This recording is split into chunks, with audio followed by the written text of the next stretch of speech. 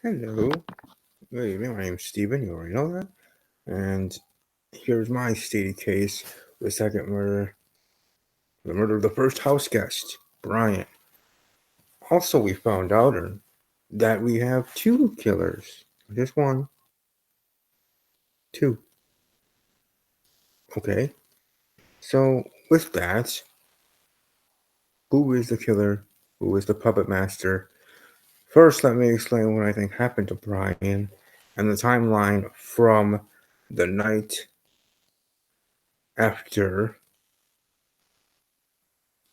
or was death and kind of gave me a little breather, all the way up to Brian's inevitable fate. To remember, Brian and Katrina, were the two that were scared from Roseanne's murder.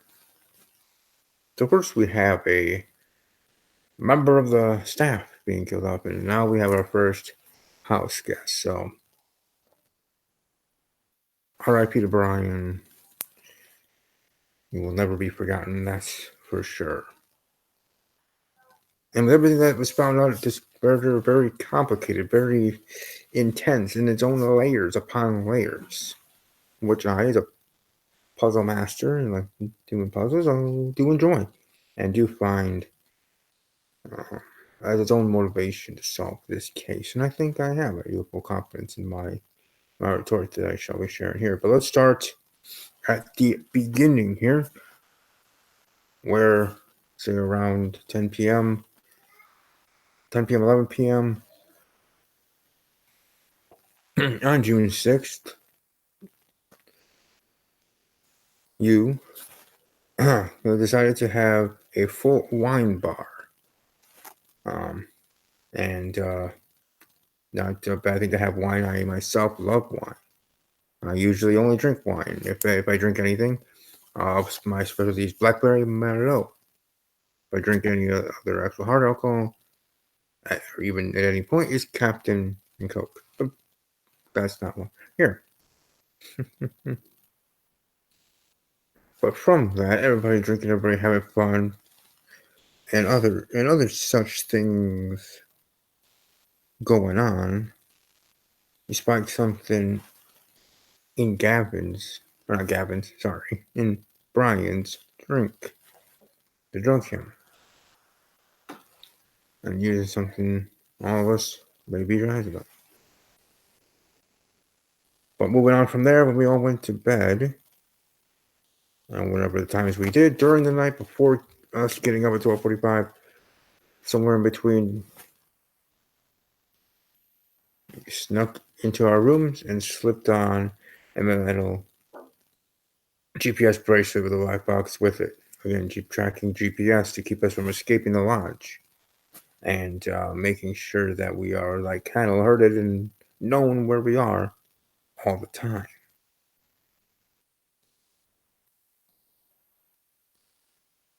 And specifically for Brian sneaking into his room, he brought in a syringe filled with heparin.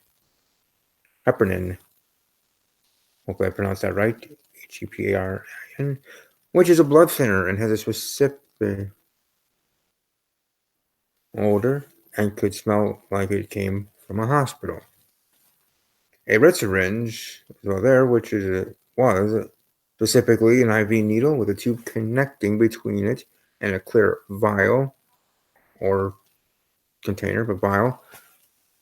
It's an IV needle with a turquoise butterfly tab. The vial on the other end is empty. The vial has a black piece of tubing in it. That is how fluids get from one end to the other. And a rather large blood bag you needed, and that you just hooked Brian up with, and to the IV, and injected him with heparin so his blood would be thinned out.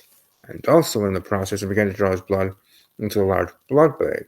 He drew exactly 1,500 milliliters of blood from Brian and then marked the bag accordingly, 1,500 milliliters on the back of it. You also switched out Brian's antidepressants, Sevisol, which is used to prevent stroke and blood clots. Which would helping in regards to thinning his blood and to bring his blood pressure down. So thinning out the blood pressure going down, which in turn can cause internal bleeding, let alone stroke or heart attack. A serious business. So then moving forward into the next day, with bells are ringing with the cowbells at 12:45, we, the house guests, hear the cowbells ringing, and then everybody gets up, feeling lightheaded, a little dizzy, groggy, tired, a little in between, probably hungover, from the drugs and liquor of the night before. Then we wake up in shock, finding out we have these GPS bracelets on our gosh darn leg, not legs, but leg, or ankle, which is attached to the leg. Point is, there it is. And all being surprised, I know for those that are spared, are like, why are we being tracked? What's going on with us? And then Gavin does explain that we're going to have an excursion to the Grizzly Claw Lodge, infamous zip line, which, by the way, is behind, behind the lodge. The zip line is behind the lodge, which is when setting up everything there, the zip line that is going to go down, well, it's easy to do so in regards to doing what you need to do and coming back on its own little time. Excuse me, sorry. He leads us to the back lawn and into the woods, and atop a wooden platform, the zip line. Well, the harnesses, helmets, and gloves are set aside for each individual house guest. And as we suit up, Gavin says that Katrina and Brian need to go first. Again, because they were too scared from the previous case. So Brian then ascends to the top of the wooden plank. He's still out of it from getting all the blood drawn and the thinner being put into his body.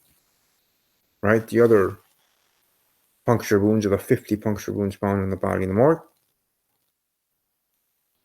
Straps into the zip line, but is too groggy, too dizzy, just too out of it overall. Know exactly what's going on. And really realizing what's about to happen as well. But still, he's alive. And what makes this death a slow death is because when you're bleeding internally with blood in that way, it's not known right away. Spike his drink.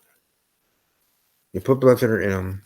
You take out 1,500 milliliters of blood out of his body, which, in its own reaction, has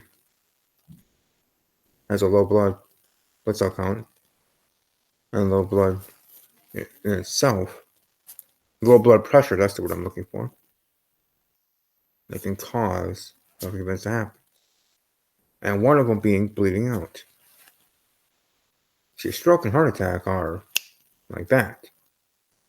But bleeding internally takes more time, I would say. More than 1 or 2 minutes, that's for sure. You start to feel it, but you don't really know it. Symptoms happen. Sometimes they can sneak up on you, as it seemed like it has for poor Brian. I mean, someone had to go. So unfortunately, Brian was the one, but going back to the story here, excuse me, of what happened to Brian. So he's groggy, but still going to go down the zip line. So Gavin did give him a little push, which led him to his team. And the killer, with a remote control, waiting with a GPS tracker, knowing where Brian's going to be specifically to click, boom, press the remote, and detonate. And the remote or the explosive was put in the pocket of his gloves when he went up there to put on all of the equipment. Remember, all the other stuff was still on him and on his person when he fell into the bed of nails. Because previously to that, the puppet master, the one with pulling the strings, right? Puppet master is self-explanatory. Sent a note to the killer when first sneaking into the killer's room and sneaking into Brian's room and doing as I already stated, but while in the killer's room, slipping the killer a note. A note that, excuse me, track my thoughts a little bit better.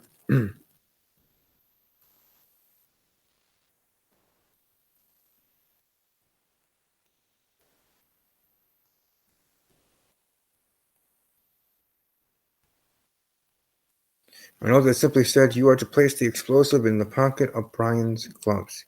I will take care of the rest." And Puppet Master did.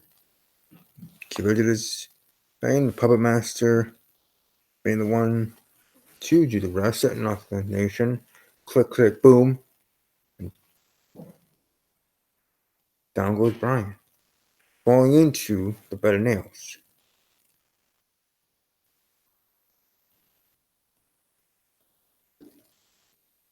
He did not die from the bed of nails. He did not die from the explosives. His hands blew off. His wrist bone, boom, was definitely not intact. It was really damaged. Broken in its own right.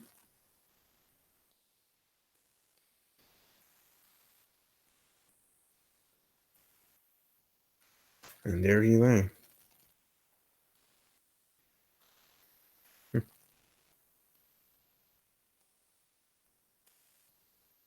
But like I said, waiting for him to get where he gets, because again, it's all about gravity.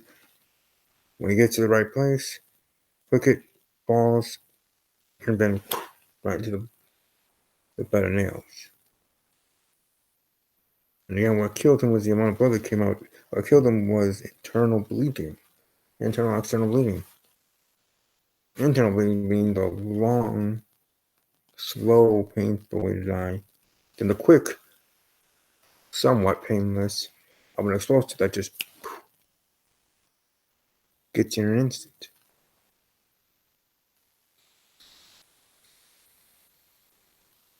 Again, as I said, you activated the bomb with the remote control, causing Brian's hand to float off of his body. And then he fell into a bed of nails.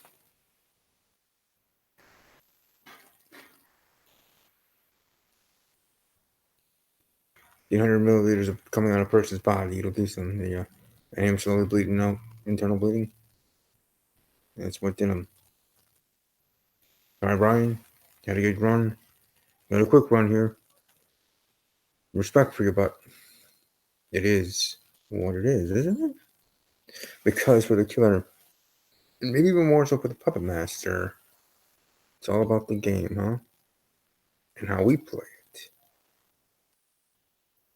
It's all about your control. And if we can take it, and trust me, I can take it. And I will do my darndest to be that final person, to be the winner, and unmask both the psychopathic son of bitches as the killers. So now with my guesses, who do I think it be? Well, as for the puppet master, I have a very strong feeling that it's you, Billy. Billiam. We're friends. You seem cool, you're a smart person. But I've seen your other side as well. Let alone competitive side.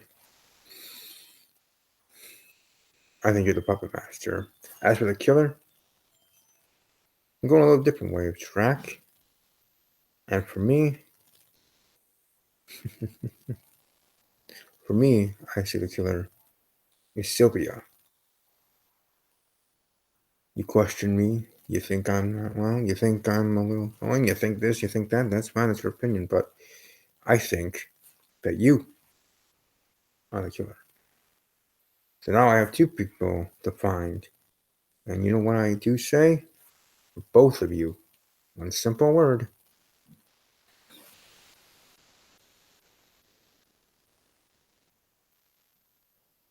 Run.